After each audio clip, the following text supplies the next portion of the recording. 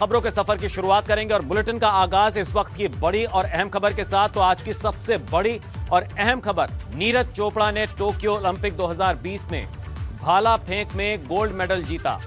तो भारतीय खेलों में नया इतिहास रच दिया है नीरज चोपड़ा ने। नीरज ने अपने दूसरे ही अटेम्प्ट में, दूसरी कोशिश में 87.58 मीटर भाला फेंका, जो कि सोने का तमगा हासिल करने के लिए पर्याप्त था। ये ओलंपिक एथलेटिक्स में भारत का पहला गोल्ड मेडल है। इससे उन्होंने भारत का एथलेटिक में ओलंपिक पदक जीतने का पिछले 100 साल से भी ज्यादा का इंतजार खत्म कर दिया।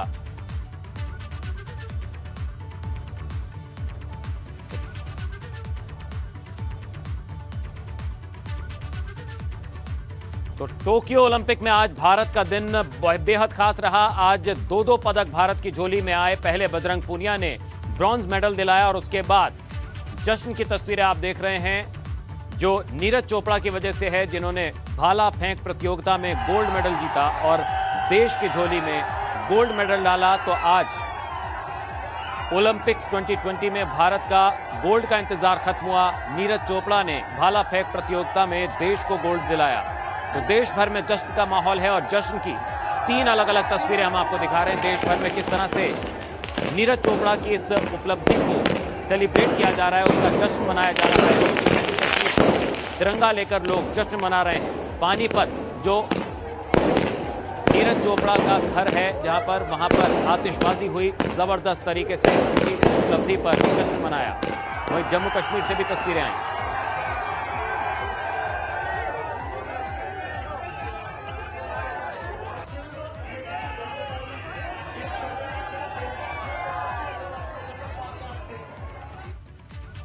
तो नीरज चोपड़ा की इस जीत पर देश के खेल मंत्री अनुराग ठाकुर और हरियाणा के मुख्यमंत्री मनोहर लाल खट्टर ने बधाई दी और क्या कहा, चलिए आपको सुनाते हैं। इतिहास बनाया, जहां एक और नीरज चोपड़ा ने शानदार प्रदर्शन करके स्वर्ण पदक जीता है। इतिहास व्यक्तिगत रूप से भी बनाया और देश को भी सर्वाधिक मेडल जिताने में एक बहुत बड़ी भूमिका निभाई है। मैं अपनी ओर से उनको बहुत बहुत बधाई देता हूं, शुभकामनाएं देता हूं। 135 करोड़ भारतीयों का दिल भी जीता है, स्वर्ण पदक भी जीता है और आने वाले खिलाड़ियों के लिए एक प्रेरणा के स्रोत भी बने हैं। 13 तारीख को अभिनंदन तो हम करेंगे ही। उनको जो हमारी पॉलिसी है उसमें 6 करोड़ रुपए की राशि वो भी दी जाएगी। साथ में क्लास 1 की नौकरी, और नौकरी में भी हमारी ऑफर उनको ये रहेगी कि हम पंचकुला में एक centre of excellence for athletics ये बनाएंगे और उसमें उसका हेड बनाएंगे उसको, उसी को उसका सारी देखरेख करने के लिए हरियाणा में अगर नौकरी के लिए आते हैं उनका स्वागत करेंगे और उनकी देखरेख में एथलेटिक्स के सारे खेलों को और अच्छे प्रकार से बढ़ावा मिले। प्रधानमंत्री नरेंद्र मोदी ने भाला फेंक यानी जेवलिन थ्रो खिलाड़ी नीरज चोपड़ा के टोक्यो ओलंपिक में गोल्ड मेडल जीतने पर ट्वीट कर उन्हें बधाई दी। पीएम मोदी ने लिखा, टोक्यो में इतिहास रचा गया है। क्या नीरज चोपड़ा ने आज जो हासिल किया है उसे हमेशा याद किया जाएगा। युवा नीरज ने असाधारण रूप से अच्छा प्रदर्शन किया है। उन्होंने उल्लेखनीय जुनून के साथ खेला और अद्वितीय धैर्य दिखाया। गोल्ड जीतने के लिए उन्हें बधाई। टोक्यो 2020। तो गृह मंत्री अमित शाह ने भी टोक्यो ओलंपिक में नीरज चोपड़ा की इस शानदार जीत पर, गोल्ड मेडल पर बधाई दी और लिखा, गौरवमयी ऐतिहासिक क्षण। ओलंपिक में भारत को स्वर्ण पदक दिलाने के लिए नीरज चोपड़ा को बहुत बहुत बधाई। अपने अपने परिश्रम और लगन से देश को जो सम्मान दिलाया है उस पर हर भारतीय को गर्व है।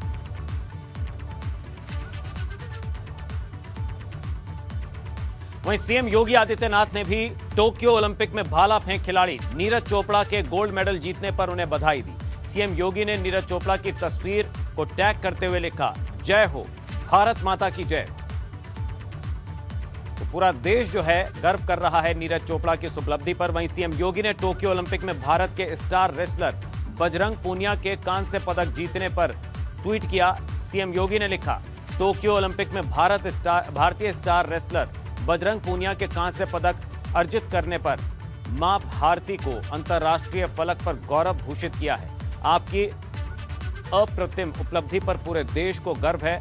आप उपलब्धियों के सतत नए आयाम स्थापित करते रहें, ऐसी कामना है। जय हिंद।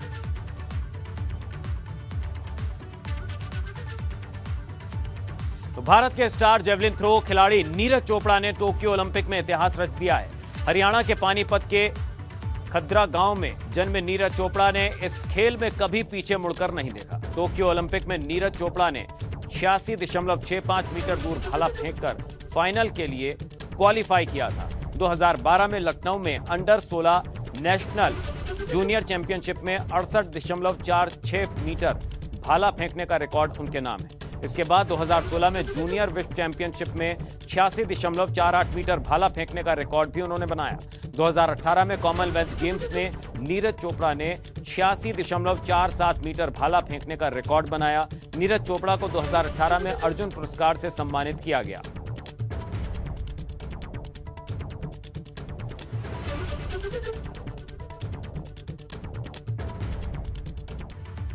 चलिए अब रुख करेंगे खबरों का। उत्तराखंड से खबरें। पर्यटन मंत्री सतपाल महाराज ने दिल्ली दौरे के दौरान केंद्रीय पर्यटन राज्य मंत्री अजय भट्ट से मुलाकात की। मुलाकात के दौरान उत्तराखंड में पड़ने वाले रामायण और महाभारत सर्किट पर बात हुई। सतपाल महाराज ने कहा कि उन्होंने अजय से इनके विकास को लेकर बातचीत की है। इसके अलावा कई और अहम मसलों पर भी बातचीत हुई।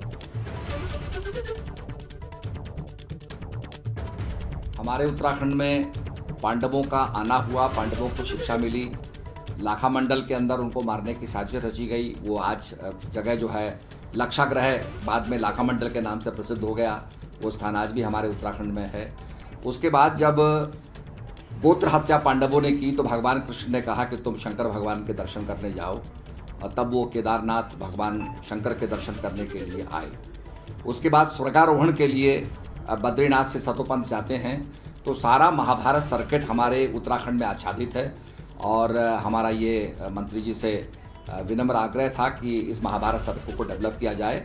और इसके अंदर कुमाऊं का इलाका भी आता है, वहाँ पर वेद व्यास की तपस्थली आती है। कुंती जहाँ से स्वर्गारोहण को चली गई वो स्थान भी आता है। तो पिथौरागढ़, कुमाऊं का इलाका, गढ़वाल का इलाका पूरी तरीके से पांडवों की संस्कृति से आच्छादित है।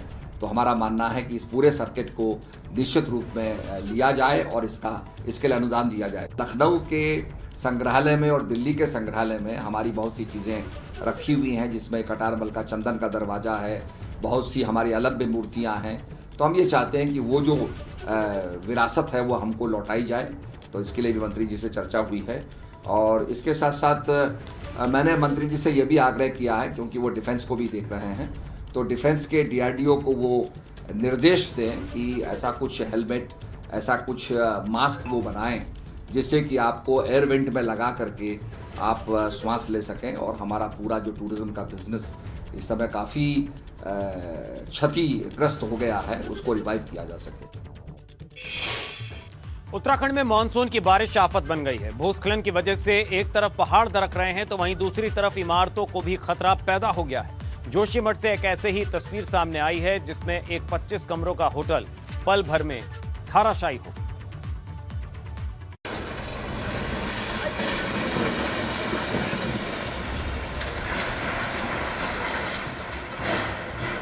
जोशीमठ की ये तस्वीरें आपके रोंगटे खड़े कर देंगी।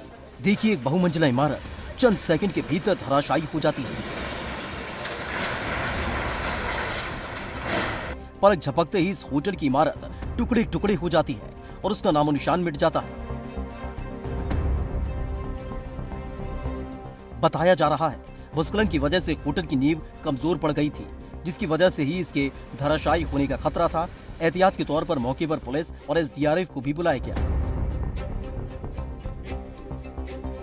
मगर ये तस्वीरें दिलों में खौफ भरती हैं। 25 कमरों वाला ये होटल पल भर में नीचे आ गिरता है। जिस किसी ने ये मंजर देखा उसके रोंगटे खड़े हो गए। मगर खतरा अभी टला नहीं है। भूस्खलन से जोशीमठ जाने वाली 66 kV की विद्युत लाइन, NTPC की 11,000 किलोवाट की लाइन समेत बद्रीनाथ हाईवे को भी खतरा है। ABP गंगा के लिए जोशीमठ से रणजीत रावत की रिपोर्ट। उधर पौड़ी में भूस्खलन की वजह से 50 मवेशियों की जिंदगियां दफन हो गईं, जिसमें 41 बकरियां 4 बैल 5 गाय शामिल है, जबकि भूस्खलन से 2 गौशालाएं भी क्षतिग्रस्त हो गईं। गनीमत ये रही कि आपदा में किसी तरह की जनहानि नहीं हुई। सूचना के बाद प्रशासन की टीम घटनास्थल पर पहुंची। डीएम का कहना है कि आपदा से हुए नुकसान का आकलन कराया जा रहा है, जिसके बाद मुआवजा दिया जाएगा। उधर चमोली में मंदाकिनी नदी में फंसी गाय का रेस्क्यू किया गया। एसडीआरएफ की टीम ने क्रेन की मदद से गाय को बड़ी मशक्कत के बाद रेस्क्यू किया। ये गाय नंदप्रयाग इलाके में मंदाकिनी नदी के किनारे फंसी थी।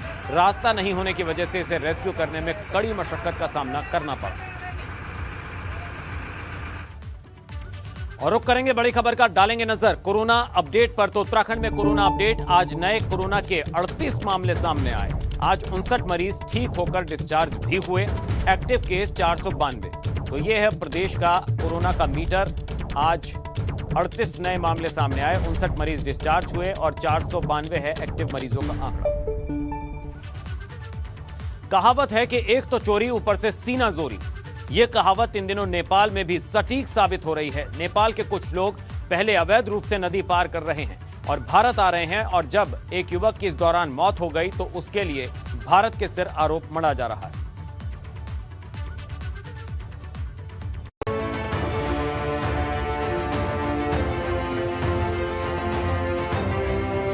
काली नदी, जो भारत और नेपाल के बीच एक कुदरती सरहद का काम करती है। वैसे तो नेपाल और भारत के बीच सिर्फ धारचूला में बना यह झूला पुल से आवाजाही का जरिया है, मगर कुछ लोग काली नदी पर तार बांधकर उससे भी चोरी छुपके आवाजाही करते हैं। 30 जुलाई की सुबह तार के सहारे अवैध रूप से भारत आ रहे नेपाली युवक ने ऐसी ही कोशिश की थी, मगर युवक नदी में बह गया। इसी का फायदा उठाकर कुछ लोग नेपाल और भारत के रिश्ते में फिर से दरार डालने की कोशिश कर रहे हैं। भारत और नेपाल के रिश्तों के बीच दरार डालने की एक और कोशिश हो रही है। नेपाल में ही कुछ संगठन और कुछ लोग ऐसे हैं जो भारत के साथ इन रिश्तों को पसंद नहीं करते और वही इन रिश्तों में दरार डालने का प्रयास कर रहे हैं। जिस तरह से लिम्पियाधुरा, लिपू लेक और कालापानी को लेकर पिछले 1-2 सालों में जो विवाद सतह पर आया है और जिस तरह से एक तनाव सरहद पर बढ़ा है, उसी तरह से कुछ लोग चाहते हैं कि ऐसा ही एक तनाव फिर से दोहराया जाए। नेपाल में भ्रम फैलाया जा रहा है कि नदी पार करने के लिए बांधे गए तार को एसएसबी जवानों ने काटा था। इसे लेकर नेपाल में प्रदर्शन भी देखने को मिल रहा है। महाकाली नदी के उस पार नेपाल देश है और इधर भारत देश है, और भारत से नेपाल आने और जाने का एकमात्र झूला पुल धारचूला में है। उसी से लोगों का आवागमन होता है। लेकिन कुछ लोग महाकाली नदी पार करके अवैध तरीके से भारत में घुसने की कोशिश करते हैं, जैसा पिछले दिनों हुआ। और उसी अवैध तरीके से भारत में प्रवेश करने को लेकर जब एसएसबी की सतर्क निगाह ने नेपाल के कुछ युवकों को देखा और उन्होंने भागने की कोशिश की, तो वहीं पर तार टूटने के कारण नेपाल के एक युवक की मौत हो गई और वो नदी में डूबकर मर गया। अब इस पूरी घटना को भी नेपाल के वो संगठन जो भारत के साथ रिश्तों में जहर घोलने का काम कर रहे हैं, युवक की हत्या को भारत के मत्थे मढ़ने का एक प्रयास कर रहे हैं। काली नदी में बहने के मामले में काठमांडू से आई टीम गुरुवार को धारचूला के गस्कू पहुंची। टीम के सदस्यों ने करीब आधे घंटे तक मौके पर वीडियोग्राफी की और फोटो ली। अब आपको बताते हैं कि ये विवाद आखिरकार शुरू कहां से हुआ था। कुछ रोज पहले नेपाल के धारचूला का एक युवक पांगला के पास गस्कू में तार के सहारे अवैध रूप से काली नदी पार करके भारत आ रहा था। इसी दौरान तार के साथ उलझकर वो नदी में बह गया। इस घटना की सूचना युवक के साथ नेपाल से आई एक महिला और 4 लोगों ने गश्त कर रहे एसएसबी जवानों को दी थी। भारत और नेपाल के बीच आवाजाही के लिए झूला पुल बने हैं। इसके बावजूद कुछ लोग अवैध रूप से काली नदी में तार लगाकर आवागमन करते हैं। गस्कू में जो घटना हुई उससे भी नेपाल के तार के सहारे अवैध रूप से भारत में आवाजाही हो रही थी, मगर नेपाल के ही कुछ लोग इसे दूसरा रंग दे रहे हैं।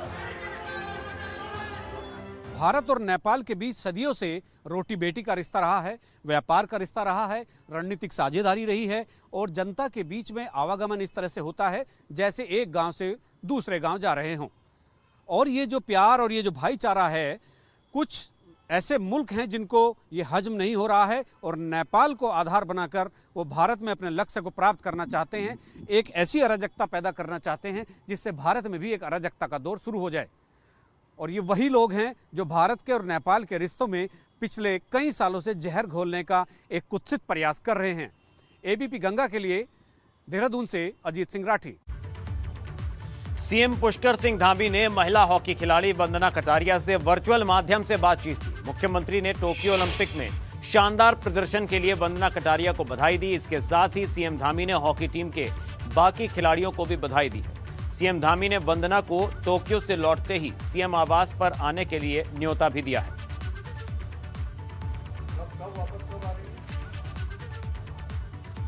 उत्तराखंड में स्कूलों को लेकर बड़ा फैसला लिया जा सकता है। शिक्षा मंत्री अरविंद पांडे ने कहा है कि अगर राज्य में कोरोना के मामले बढ़ते हैं तो स्कूलों को बंद करने पर भी विचार किया जा सकता है।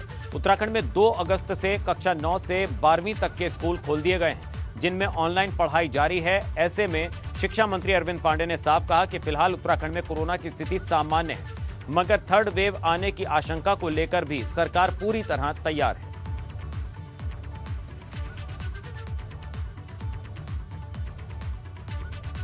कोविड वैक्सीनेशन को लेकर बहुत बड़ा अभियान शुरू हुआ है, जिसकी शुरुआत सीएम पुष्कर सिंह धामी ने देहरादून के संत निरंकारी भवन से की है। सीएम धामी ने संत निरंकारी भवन पहुंचकर वैक्सीनेशन के इस महाअभियान की शुरुआत की। सरकार का लक्ष्य है कि 31 दिसंबर 2021 से पहले राज्य में 100% वैक्सीनेशन संपन्न कराया जाए। हमारा लक्ष्य है कि अगले दिसंबर तक सारे के सारे जो है प्रदेश के अंदर पूर्ण रूप से लोगों को पहली डोज लग जाए, पूरी तरह से वैक्सीनेशन हो जाए। उसके लिए देश के यशस्वी प्रधानमंत्री जी का मैं धन्यवाद करना चाहता हूं, देश के यशस्वी प्रधानमंत्री नरेंद्र मोदी जी का, कि उन्होंने पर्याप्त मात्रा में हमारे यहाँ पर जो वैक्सीन कुछ कम मात्रा में आ रही थी उसको जो है अधिक कर दिया है और अब हमको जल्दी से जल्दी अपना लक्ष्य प्राप्त हो जाए। वहीं उद्योगपतियों की समस्या के समाधान के लिए उत्तराखंड में इंडस्ट्रियल मीट होने जा रहा है और ये मीटिंग इसी महीने की 28 तारीख को होने जा रही है। औद्योगिक विकास मंत्री गणेश जोशी का कहना है कि कोरोना के दौरान उद्योगपतियों की जो समस्याएं हुई हैं उसके समाधान के लिए बड़े उद्योगपतियों के साथ बातचीत होनी है। तो 28 अगस्त को होगी ये मीटिंग। अभी डेट फिक्स हुई, मोस्ट प्रोबेबली 28 तारीख को हम कर रहे हैं। हम जितने इंडस्ट्रिस्ट यहाँ पर हैं, बड़े बड़े उद्योगपति, उनके सामने क्या दिक्कतें आ रही हैं, उनको हम क्या दिक्कत बोल सकते हैं और उद्योगों का बढ़ाने के लिए हम क्या कर सकते हैं, इसको लेकर हम मीट कर रहे हैं। और 13 तारीख को हम जो 23 इंडस्ट्रिस्ट हैं जिनको 35 करोड़ की सब्सिडी, वो भी हम बांट रहे हैं। रुड़की के लंढौरा में राष्ट्रीय हैंडलूम दिवस पर कार्यक्रम रखा गया। कार्यक्रम के मकसद हथकरघा कारीगरों को प्रोत्साहित करना है ताकि लोग स्वदेशी चीजों का ज्यादा से ज्यादा इस्तेमाल कर सकें।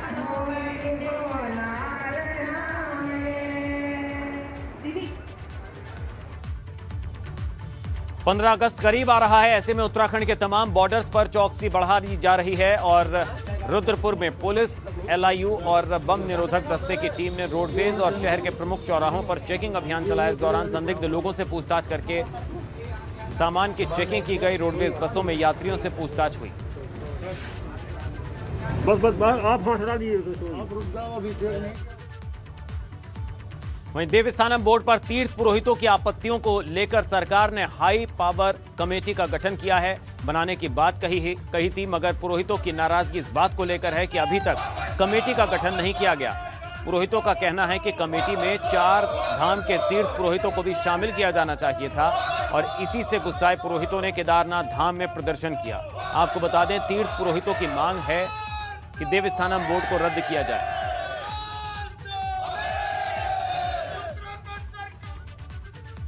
वहीं नगर पालिका कर्मचारी और सफाई कर्मियों की हड़ताल। यमुनोत्री में प्रवेश द्वार बड़कोट में जगह जगह कूड़े का अंबार लगा है। पालिका के अधिशासी अधिकारी को हटाने के लिए पालिका के ही कर्मचारी और सभासद धरना दे रहे हैं। इस बीच व्यापारी भी अब सड़क पर उतर आए हैं। व्यापारियों ने जुलूस निकालकर प्रदर्शन किया। इन्होंने भी अधिशासी अधिकारी को हटाने की मांग की और हड़ताली कर्मचारियों को अपना समर्थन दिया। साथ ही SDM के माध्यम से CM को ज्ञापन भेजा।